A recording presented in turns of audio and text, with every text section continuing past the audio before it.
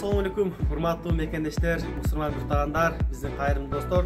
Buyursa, mına kıştın suğuda çıkıp, jaz aldın başlap, muhtaçları koldo dolgur alkağındağı kuruluş işlerimiz baştaldı. Albatta 9-uyuz Karası rayonunun Жоош айлы өкмөтүндө башталып жатат. Келиңиздер, урматтуу yurttaşlar, кайдыгер карабай дагы бир үй-бүлөнүн бактылуу жашоо менен өмүр сүрүшүнө баарыбыз себепчи болойлук. Баарыңыздардан алдынан Алла разы болсун.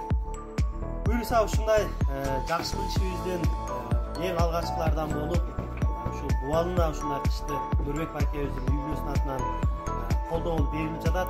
Келиңиздер, албетте бул үй-бүлө деген бул чоң маселе экен, ошон үчүн баардыгыңыздардан колдоо калабыз. Албетте силердин кеңешиңиздер, колдооңуздарга биз муктажбыз.